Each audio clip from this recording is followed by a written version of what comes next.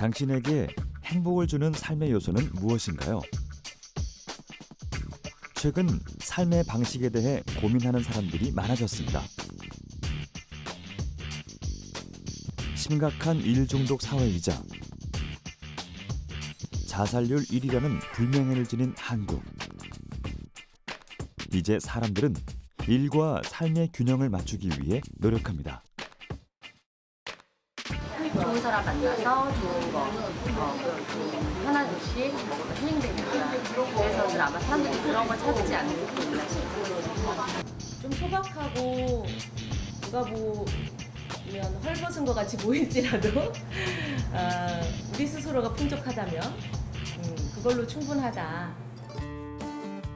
여기 자신만의 행복을 찾아 나선 사람들이 있습니다.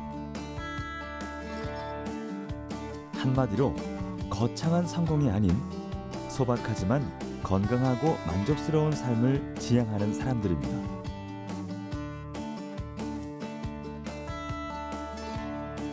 흰 포크, 욜로, 휘게 등 이들을 이르는 말이 매일같이 쏟아져 나오고 사람들은 그들의 삶을 동경합니다. 과연 이들이 말하는 행복의 조건은 무엇일까요?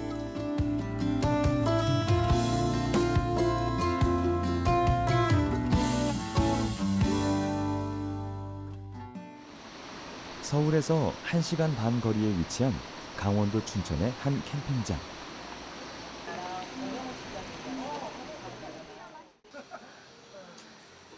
일요일 아침부터 사람들이 하나둘 캠핑장으로 모여듭니다. 그리고 그 사이에서 캠핑 요리 삼매경에 빠져 있는 김정은 씨. 그녀는 두 아이의 엄마이자 요리 연구가로 몸이 두 개라고 해도 모자랄 만큼 바쁜 일상을 보내고 있죠. 그런 그녀가 이곳을 찾은 이유는 무엇일까요? 오늘 오랜만에 저희가 안지 한 17년 넘는 다 지인들이거든요. 같은 업계에 있는. 그래서 처음 일을 시작할 때 만났던 사람들이라서 오히려 뭐 친구들보다도 더 약간 애틋한 그런 게 있어요. 그래서 가끔 이렇게 만나가지고 서울에선 사실은 따로 만나서 이렇게 하기가 힘든데 외곽에 나와가지고 아이들도 데리고 나오고 또 반려견도 데리고 나오고 해서 그냥 다 같이 즐길 수 있게 모임이라 그럴까? 좀 모임이라 그러기보다는 그냥 각각 좀 힐링을 하려고. 그녀가 행복을 찾는 방법은 비교적 간단합니다. 한 달에 두세 번 자연 속에서 가까운 사람들과 제철 식재료로 차린 건강한 음식을 나눠 먹는 거죠.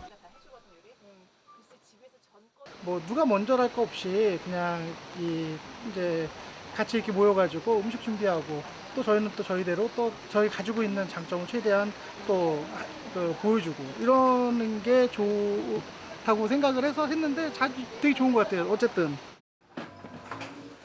캠핑에서 솜씨 좋은 그녀의 요리 실력은 제대로 빛을 발합니다. 그래도 캠핑 야외에 나오면은 바베큐 요리 하고 싶어가지고 구워 먹는 요리 한 가지는 있어야지 좀 기분이 날 수 있고 든든하기 때문에 그대로 한절기에 면역력도 증가시켜주고 그래서 돼지고기를 이렇게 꼬치 요리하고요. 또 그냥 구워 먹을 수 있는 부위별로 좀 다양하게 세 가지 부위를 준비해서 저는 있고 또 각각 트럭 파티처럼 조금씩 가지고 와서 같이 차려서 먹으면 아무래도 부담이 덜 되니까 누구는 과일 가져오고 음료 가져오고 이렇게 나누어가지고 조금씩 준비했습니다. 최소한의 도구와 조리법으로 요리를 하지만 도시에선 느낄 수 없는 여유와 즐거움이 가득하죠. 오늘의 메인 메뉴는 색색의 채소와 돼지고기가 곁들여진 바비큐네요. 서울에서 아무래도 서울 안에 있으면은 뭔가 연락이 오고 그러면 약간 불안한 느낌이 계속 들어요. 근데 여기 딱 오면 일단은 뭔가 연락이 와도 못 가잖아요. 딱 포기하기로 내려놓으니까 그러면 핸드폰 울리면 잘 안 받고. 그 사이 푸드 스타일리스트인 경미 씨는 친구들과 테이블 세팅에 나섰는데 뭔가 부족한지 아이들을 데리고 어디론가 바삐 갑니다.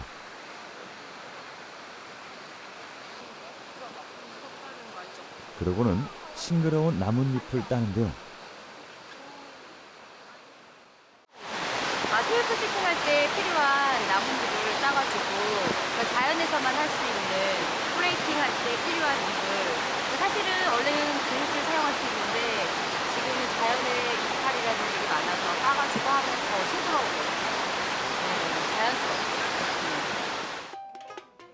그녀의 센스 덕분에 캠핑 분위기가 한층 살아났습니다. 푸르른 나뭇잎으로 꾸며진 식탁의 분위기가 화사하네요.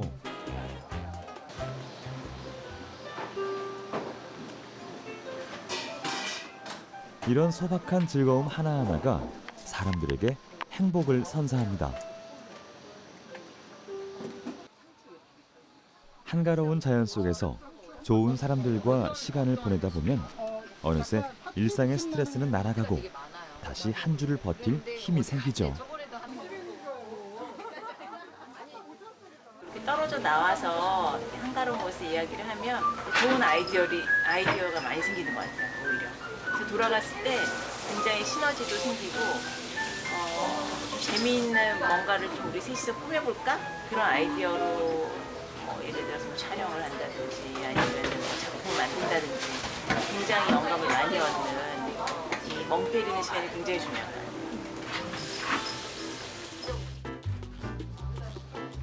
이야기꽃을 피우는 사이 음식이 완성됐습니다. 사람들은 너나 할 것 없이 음식을 나르며 모두 함께 테이블을 채워갑니다. 소박하지만 자연의 색과 향을 그대로 살린 균형 잡힌 한상 차림. 이제 누구에게도 방해받지 않는 여유로운 식사를 즐길 시간입니다.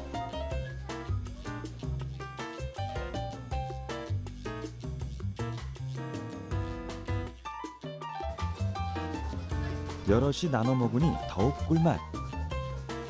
비싼 레스토랑이 부럽지 않습니다. 가까운 사람들과 소박한 일상을 보내는 것. 이는 최근 유행하는 킨포크 라이프와 닮아 있습니다. 그렇다면 이들은 왜 이런 삶을 즐기는 걸까요? 사람이 제일 좋아요. 이게 약간 소통할 수 있는 그리고 대화 안 해도 굉장히 편안하고 느낄 수 있고 바쁘게 살다 보니까 바쁜 일상 속에서 뭔가 자신을 찾고 싶고 여유를 즐기고 싶어서 그런 삶을 원하는 것 같아요. 삶의 속도를 늦추면서 시야가 더 넓어졌다는 정은 씨. 그녀가 찾은 행복은 아주 가까이에 있었네요. 찾아가는 시간이 아니라 좀 비우는 시간이 필요한데 그런 것들이 이렇게 좀 마음을 이렇게 편하게 좋은 사람들이랑 보내는 거 그런 게 되게 너무 중요한 것 같아요. 정은 씨의 삶의 방식과 닮아 있는 킨포크 라이프란 가까운 사람들과 어울리는 여유롭고 소박한 삶을 일컫는 말이죠.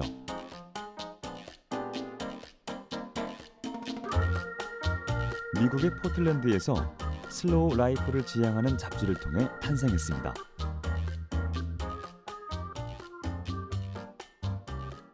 일단은 매거진은 2011년도에 그 네이선 윌리엄스라는 사람이 친구들하고 같이 미국 포틀랜드에서 자신들이 좀 전원 생활을 여유롭게 사는 모습들을 블로그에 올리기 시작을 했고요. 사람들의 반응이 좋아지기 시작하니까 이제 오프라인 매거진으로 만들기 시작했어요. 거기서부터 이제 유래된 거죠. 1년에 단 4차례 발간되는 킨포크 매거진은 현재까지 50만 부 이상의 판매고를 올리며 세계적인 열풍을 일으키고 있습니다. 잡지에는 밭에서 수확한 작물이나 이웃과 식사를 나눠 먹는 등 따뜻한 일상의 모습이 수록돼 있죠. 그 초기 킨포크에게서는 지금 얘기한 것처럼 그 가까운 지인들과 밥을 먹고 서로 그런 기쁨을 누리는 그런 것들에 많은 초점을 맞췄다면 지금은 행복에 대한 조금 더 포괄적인 이야기들을 많이 나누고 있거든요. 작고 단순하고 사소한 것에서 행복을 찾고 그리고 자연 친화적이고 아날로그적인 삶을 지향하는 그런 삶이라고 요약할 수 있는데 이제 중요한 것은 디테일이죠.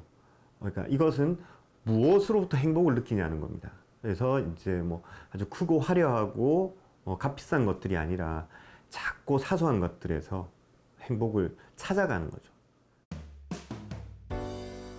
국내에는 가수 이효리의 라이프 스타일로도 알려졌습니다. 속일댁으로 변신한 그녀의 소박한 제주 생활은 많은 이들의 부러움을 샀죠.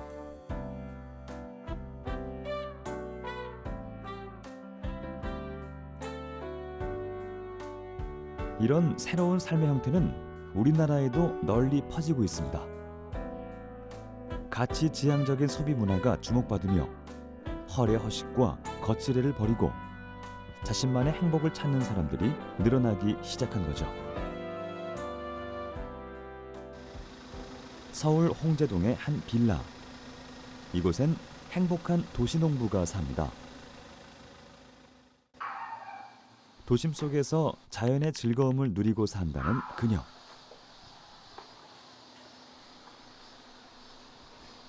옥상으로 올라가자 푸르른 텃밭이 펼쳐집니다. 마치 주마을 농장에 온 듯하네요. 올해로 3년째 도시농부의 삶을 즐기고 있는 효진 씨. 그녀에게 옥상 텃밭은 행복을 전해주는 작지만 소중한 공간입니다.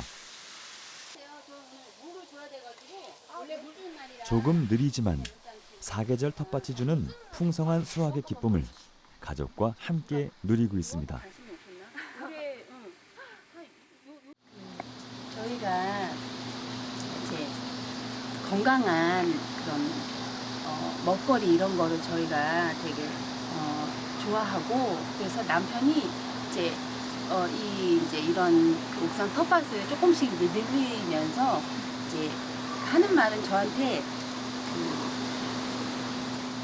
다 이거 다 저를 먹이려고 이렇게 다 이렇게 하는 거다, 열심히 하는 거다, 그렇게 고맙게도 말은 그렇게 하더라고요. 그래서 이제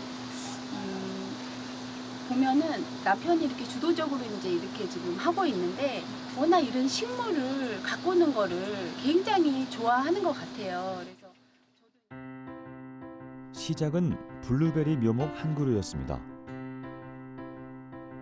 화분을 기르는 즐거움에 빠져 주민들에게 동의를 구해 옥상에 작은 텃밭을 만들었죠. 그리고 다음에 앵두, 호박, 포도, 딸기 등 텃밭에 맺힌 결실을 보며 부부는 행복을 느꼈습니다. 지금 저희가 이제 여기 보시는 것처럼 이 사과가 근데 이제 지금 이게 올해가 저희가 2년째예요. 그래서 지금 이게 사과가 지금 이게 양이 이렇게 좀 열매가 지금 좀 작년에 비해서 많아졌고, 그다음에 이쪽 옆으로 요게 이제 요것도 요 2년째인데 저희가 이제 여기서 이제 나무가 이제 여기서 자란 지가 2년째인데 요거는 대추나무고 지금 열매가 지금 이렇게 작년에 비해서는 그래도 조금 많은 편이에요. 저쪽에 조금 몇 개 좀 열렸고, 여기 위쪽에 보면은 사과 위쪽에 좀 열매가 좀 있거든요. 그래서 작년에는 열매 한 10개 정도밖에 안 됐는데, 보면 해를 거듭할수록 또 이렇게 정성스럽게 또 잘 기르고 하니까 나무들이 이제 이렇게 열매들이 좀 많아지고 더 커지더라고요. 예.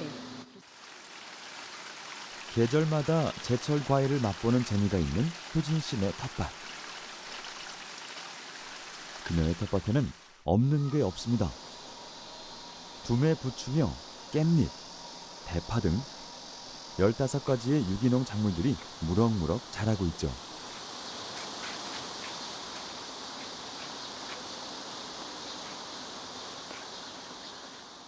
이쪽으로 가셔서 작물 또 다른 거 보실까요?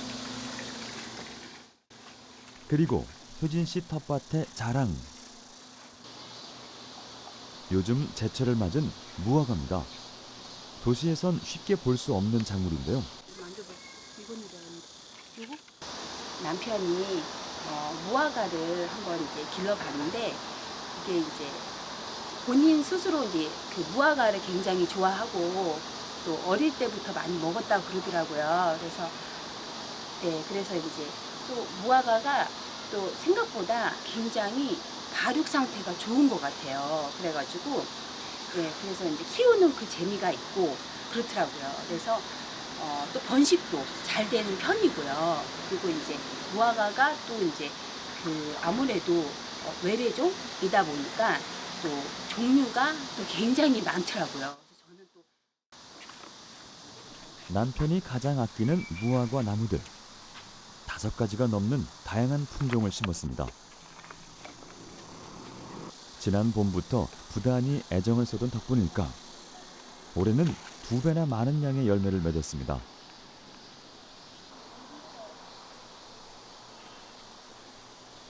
잘 익어 달달한 향을 풍기는 무화과를 수확할 때 가장 기분이 좋다는 효진 씨.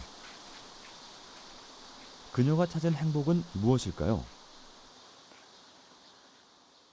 이제 여기 있는 이제 이런 그 작물들의 이제 이 양이 무슨 저희가 농사 짓는 건 아니잖아요. 그 정도는 아니기 때문에 너무 막 일이 너무 많고 그렇지는 않아요. 근데 이제 소소하게 이제 손이 가는데 그걸 이제 같이 하고 하니까 남편이랑 대화도 많이 하고 이제 그런 거는 저는 참 좋은 것 같아요. 그리고 옥상에서 둘이 이제 조금 이제 이렇게 햇빛이 강하지 않을 때면 가끔 커피도 한 잔 마시고 이제 둘러보기도 하고 그다음에 뭐 사마귀가 있다 뭐가 있다 이제 이렇게 서로 꽃이 많이 폈다 그리고 감상도 하고 하니까 굉장히 그게 행복하더라고요. 예. 지금의 행복은 이웃들의 배려가 있었기에 가능한 것이었죠. 힘이 좀 필요합니다. 혹여나 그들에게 피해가 갈까 옥상 관리만큼은 부부가 철저히 담당합니다. 또 수확한 작물들은 감사의 마음을 담아 이웃에게 선물하죠. 이 역시 옥상 텃밭의 소소한 행복입니다. 빌라 주민들 너무 감사하니까 주민들한테 그렇게 이제 매년 이제 그렇게 이제 드리고 있고 또 이제 올해는 거기다 편지에다가 정말 감사하다. 그래서 이제 그렇게 작은 그 메모에다가 저희 이제 또 둘 다 미술 전공이거든요. 그래서 이렇게 저희 얼굴을 이렇게 그려가지고 귀엽게 그렇게 해서 선물을 했더니 또 굉장히 좋아하시더라고요. 그리고 이제 앵도 이런 거는 조금 맛보여드리고 이렇게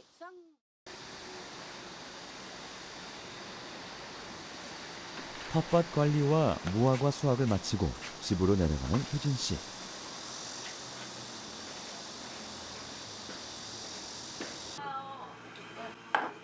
때마침 시어머님이 놀러 오셨네요. 갓 수확한 제철 과일들을 맛보여 드리기로 합니다. 이게 이제 수확한 이제 포도인데요. 이거를 이렇게 여기다가 넣어놨어요. 이 포도가 굉장히 향이 좋더라고요. 향이 좋고 그리고 이제 좀 비가 올 때 조금 수확을 했기 때문에 올해 좀 비가 와서 그래서 조금 이렇게 당도는 조금 덜하면서 이게 좀 새콤하더라고요. 그래서 요거를 저희는 그냥 안 먹고 요거 그 포도 주스 그거를 해가지고 그렇게 어머니랑 그렇게 마시려고 합니다. 먹으면 되는데 그냥 이게 유기농이. 잘 익은 포도알을 껍질과 씨앗까지 통째로 갈아내면 영양분이 그대로 살아있는 천연 주스가 탄생합니다. 색깔이 이렇게 진한 색깔이 그래 나온 거거든요. 먹기 좋게 체에 걸러주면 효진 씨표 특제 포도 주스가 완성되죠. 수확해 얼려두었던 블루베리를 요구르트 위에 올리면 손님 맞이에 좋은 근사한 디저트가 완성됩니다. 섞여 있는데요. 종류가 2가지가 좀 다른. 오늘 갓 수확한 무화과도 빼놓을 수 없겠죠. 과연 어머님이 좋아하실까요? 아주 맛있게 만들었네. 보자, 맛을 한번 보자. 아유, 맛있다. 옥상 텃밭을 가꾸며 가족들의 일상에는 활력이 생겼습니다. 텃밭에 대한 이야기로 부부는 밤새는 줄 모르고 대화를 한 적도 있죠. 이들에게 텃밭의 의미는 무엇일까요? 왜냐면 실내에서만 계속 있다 보면은 좀 이렇게 지칠 때가 있거든요. 그럴 때 이제 옥상 텃밭에 가서 이제 올라가서 이제 텃밭도 이제 돌보면서 하늘도 좀 바라보고 바람도 좀 쏘이고 이러면은 기분 전환이 굉장히 되는 것 같고요. 그리고 또 남편이랑 같이 또 텃밭을 돌보고 또 얘기 나누고 또 땀 흘리고 또 몸을 움직이다 보면은 그게 저절로 좀 그런 스트레스가 움직이다 보면서 이렇게 해소가 되는 그런 부분이 있더라고요. 그래서 참 기분 좋게 그렇게 지내고 있습니다. 최근 우리 사회는 바쁜 삶 못지않게 여유로움을 추구하는 삶을 인정하는 움직임이 강해지고 있습니다. 과거의 감성으로 회귀하는 것이죠. 현대인들은 왜 이런 삶에 주목하는 걸까요? 헬조선, 흙수저. 요즘 우리 사회를 대변하는 부정적인 단어들입니다. 계속되는 경기 침체와 취업난 등 불안한 사회의 모습이 신조어에 그대로 반영돼 있죠.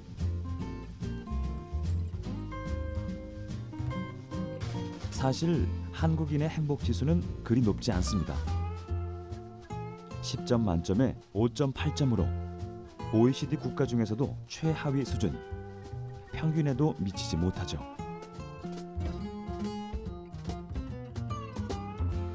그리고 이마저도 매년 하락을 거듭하고 있습니다. 경제 성장률은 높지만 개인의 행복은 정체돼 있는 거죠. 자본주의 사회에 많은 단점들이 드러나고 있는 것 같아요. 그래서 빈부격차가 심해진다거나 일자리가 줄어들고 있고 약간 그런 사회적인 단점들이 많이 생겨나다 보니까 이전 방식처럼은 계속해서 이제 행복하지 못하게 된다라는 그런 생각들이 생겨나게 된 것 같고요.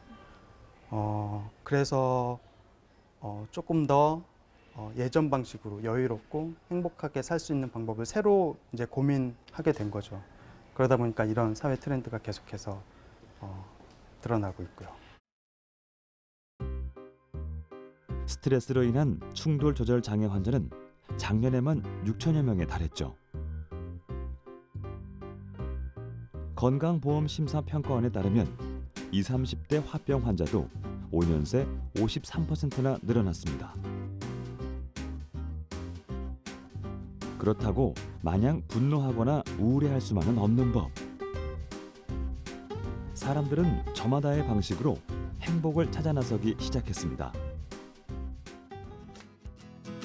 현실에 좌절하는 것에서 나아가 인생은 오직 한 번뿐이란 생각에 미래보다 현재의 나에 집중해 살아가려는 움직임이 커지고 있죠. 그 대표적인 라이프 스타일인 욜로. 호주 퀸즐랜드 대학의 셸리 비스코비치 교수는 대학생을 대상으로 욜로 교육을 진행했습니다. 4주 후 학생들은 스트레스, 우울증이 줄어들고 삶의 만족도가 올라갔죠. 욜로란 인생을 최대한 즐기며 살자는 신조어로 현재의 행복을 위해 소비하는 라이프 스타일이죠. 오늘을 즐겨라 라는 뜻의 카르페 디엠처럼 한 번뿐인 인생, 미래보다는 현재의 행복에 집중해서 살아갑니다.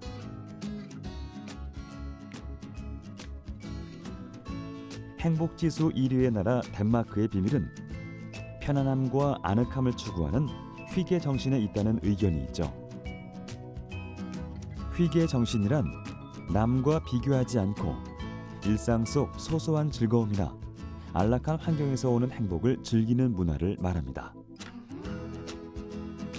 그리고 이렇게 다양한 삶의 형태는 SNS를 타고 젊은 층 사이에서 빠르게 소비되고 있습니다. 젊은 세대들한테 이게 훨씬 더 절박한 문제인 것 같아요. 점점 일자리가 줄어들고 있고 원하는 일을 찾기도 힘들고 성취감을 느끼기도 어렵고 그러다 보니까는 뭐 부모님 세대처럼 살아서 열심히 일해서 돈 벌어서 성공하는 그런 공식이 더 이상 통하지 않는 것 같고요. 그러다 보니까 아무래도 젊은 세대에서 훨씬 더 절박하게 행복하게 살고 싶은 그런 방법을 찾고 싶은 노력들이 더 많아지는 것 같습니다. 혼밥, 혼술 등은 이미 젊은 세대 사이에서 인기를 끈 문화입니다.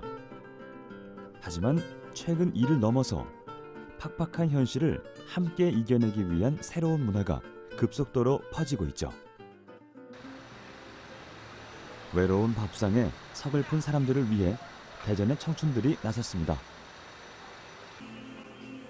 매월 한두 차례 1인 가구 대학생과 직장인들이 모여 함께 밥을 먹는 소셜 다이닝 모임.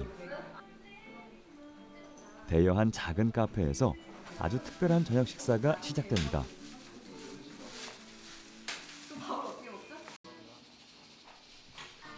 자취방에서 인스턴트 음식을 즐기던 청년들이 함께 밥을 지어 먹습니다. 최근 젊은이들 사이에서 선풍적인 인기를 끌고 있는 소셜 다이닝은 SNS를 통해 관심사가 비슷한 사람들이 모여 밥을 먹고 소통하는 문화입니다. 대전에 이제 대학생들이 되게 좀 다른 도시에 비해서 많은 편이에요. 그래서 이제 대학생들 중에 대학생들 대부분 이제 자취생이나 1인 가구가 많아서 그것을 타겟으로 삼아서 제가 혼자 먹기 좀 서글플 때가 좀 있잖아요. 모르는 사람이지만 이제 음식으로 좀 더 친해질 수 있으니까 그렇게 좀 음식이나 매개체를 통해서 서로 좀 관심사를 가지고 이야기 나눌 수 있는 그런 모임입니다. 모임의 주최자인 구용진 씨는 한 끼를 먹더라도 제대로 그리고 행복하게 먹기 위해 즐거운 청년 문화를 도입했습니다.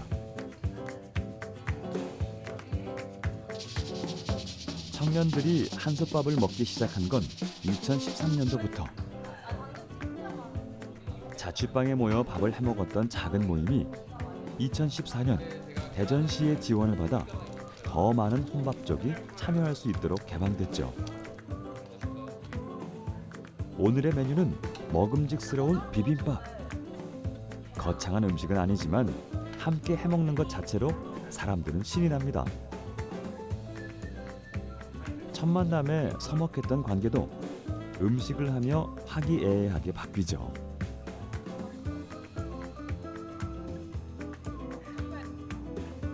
식탁 위에서 이뤄지는 소통으로 위안을 받는 사람들. 그들은 왜 이곳을 찾는 걸까요?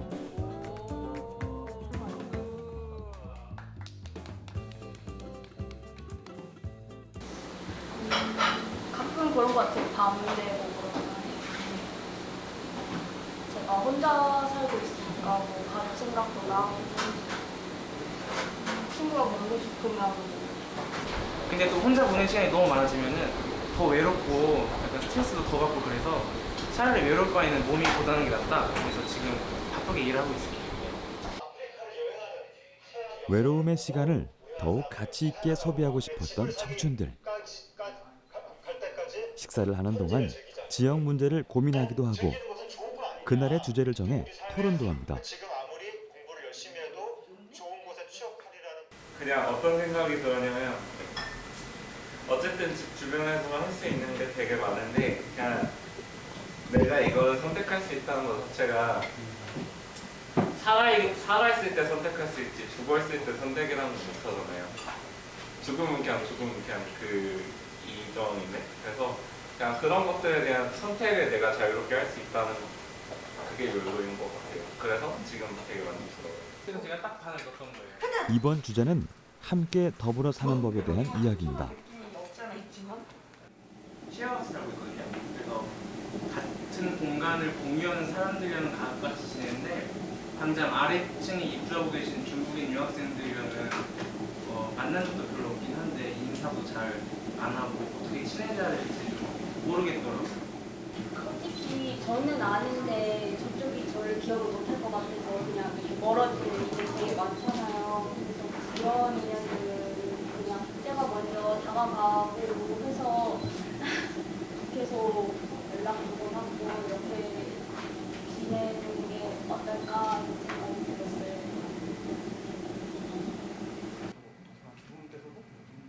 취업과 진로, 연애 등 서로의 고민과 경험을 공유하다 보면 대화는 시간 가는 줄 모르고 밤 늦게까지 계속됩니다.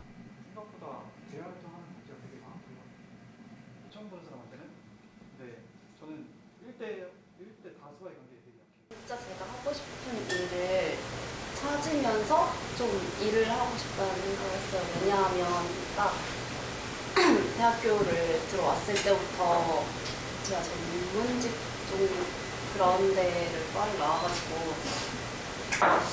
그런 길밖에 몰랐거든요. 근데 또 이렇게 실습도 나가다 보고 하니까 좀 힘든 부분이 있어가지고 진짜 내가 하고 싶은 일을 찾아야겠다는 생각을 해서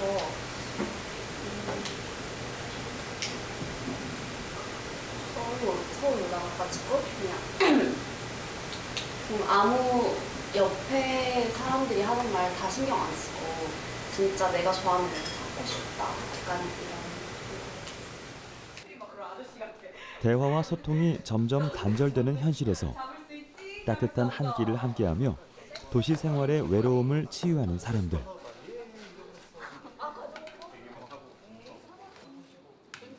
소셜 다이닝은 사람들을 다시 이어주는 소셜 미디어 시대의 새로운 소통 방식인 셈이죠.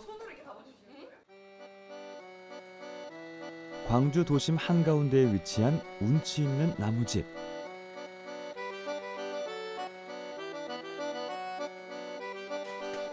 분주한 도심과 달리 시간이 유독 느리게 흐르는 듯한 이곳은 안석, 이진숙 부부가 운영하는 작은 동네 책방입니다.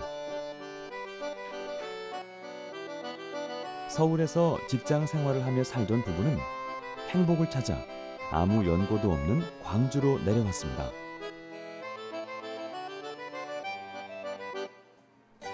직접 보금자리이자 작은 도서관인 이 건물을 짓고 마을 주민들에게 개방했는데요.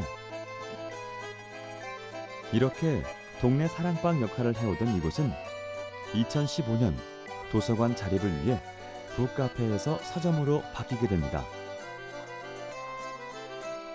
공간이 한정된 터라 큰 서점처럼 모든 책을 들여놓을 수 없어 부부가 고르고 마을 주민들이 추천한 책 500여 종이 서가를 채우고 있죠. 안석 씨가 서점 옆에 위치한 특별한 공간을 보여줍니다.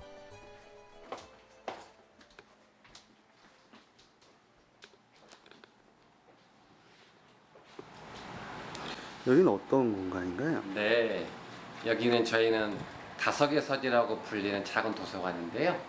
이제 지역 동네 분들이 누구든지 와서 함께 책을 보고 여러 가지 사랑방 역할을 하는 공간이에요. 저희가 이제 이 공간에서 책이 많은 도서관에서 하룻밤을 자보는 경험은 어떨까? 그 고민을 좀 하게 됐어요. 옛 추억을 떠올리게 하는 2층의 작은 다락방. 책으로 빼곡한 이곳은 일상에 지친 사람들이 하룻밤을 쉬어가기에 안성맞춤인 곳이죠.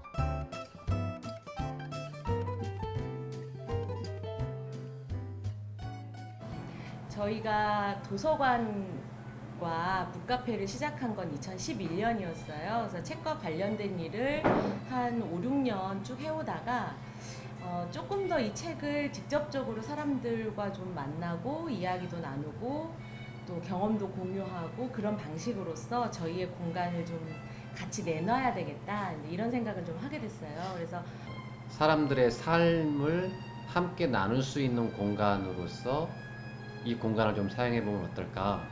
근데 마침 북스테이라는 것을 통해서 여러 사람들이 여행을 하고 잠을 자는데 책과 함께 그 공간에 묵을 수 있는 기회를 같이 나누었으면 좋겠다 싶어서 북스테이를 시작하게 됐습니다. 북스테이란 말 그대로 책이 가득한 곳에서 하룻밤을 보내는 것입니다. 책에 둘러싸여 여유 있게 책을 읽으며 삶의 속도를 조금 늦춰 쉬어가자는 시도죠. 이곳에서 안정을 찾은 안석 이진숙 부부는 이 느림의 행복을 다른 사람들에게도 전달하고 싶습니다. 북스테이 오시는 분들이 자기가 지금까지 살아온 삶을 한번 되돌아보고 그리고 내가 어떻게 앞으로 살아갈까를 고민하는 분들이 많거든요. 나도 어른이 되면 저렇게 살아야 되나? 라고 고민하던 분들이 뭔가 삶의 방향의 전환을 좀 하고 싶은 분들이 계신 것 같아요. 근데 그분들이 북스테이를 찾아오고 그런 분들과 함께 만남에서 아 맞아 이런 삶도 가능해 아 참 맞아 이렇게도 살아갈 수 있어 이제 그게 북스테이의 힘이 아닐까 생각을 해보게 되었어요. 모든 것이 바쁘게 흘러가는 세상에서 행복한 삶에 대한 답을 찾기 위해 끊임없이 고민했던 부부. 지금 두 사람은 물질적으로 풍요롭진 않지만 누구보다 마음이 풍요로운 삶을 살고 있다고 이야기합니다. 제가 어려서 들은 행복은 뭐냐면 좋은 학교 가고 좋은 회사에 가서 월급 많이 받고 아무 걱정 없이 편안하게 사는 거예요. 근데 이제 그러한 삶을 추구하며 막 살다 보니까 너무 고통스럽고 힘든 거예요. 꼭 그렇게 살아야만 행복일까? 다른 곳에도 행복이 있을 거야. 그 가능성을 한번 찾아보자. 이제 그러한 계기가 되어서 이웃 사람과 친구들과 그리고 좀 더 자연과 함께 해가 뜨고 지는 것에 대한 아름다움을 느끼면서 그리고 내가 숨 쉬는 걸 느끼면서 그리고 새소리와 자연 소리를 들을 수 있는 여유를 느끼면서 이게 행복이구나 라는 것으로 조금씩 방향이 전환되는 것 같아요. 그날 저녁 반가운 이웃이 찾아왔습니다. 광주에 내려와 2년이 닿은 정희 씨.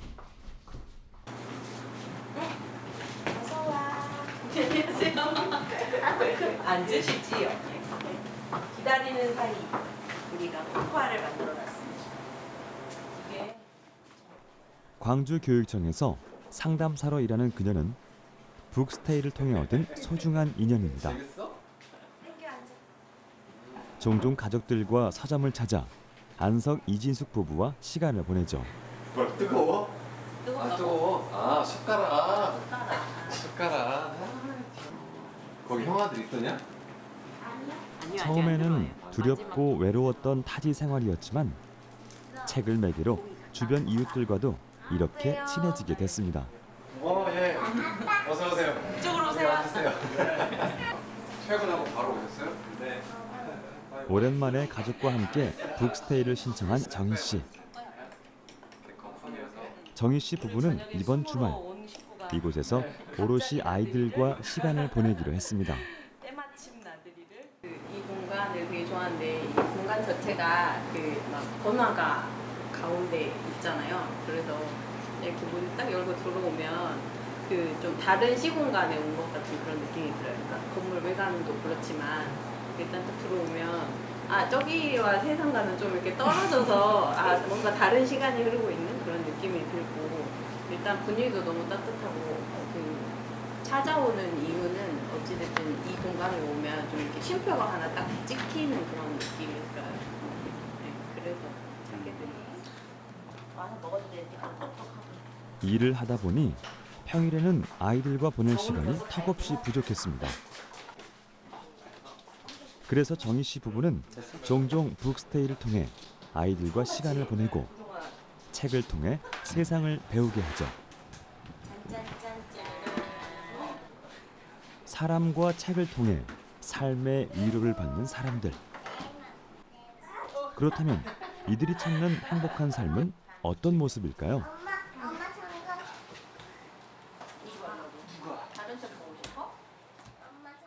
그러니까 이제 한국 사회가 그 입신양명이라고 너의 이름을 알려야 성공한 거다라는 이 하나를 가지고 모두 다 100m 달리기 선상에서 뛰쳐나가서 꼬린지점 없이 뛰어가고 있는 삶을 살잖아요.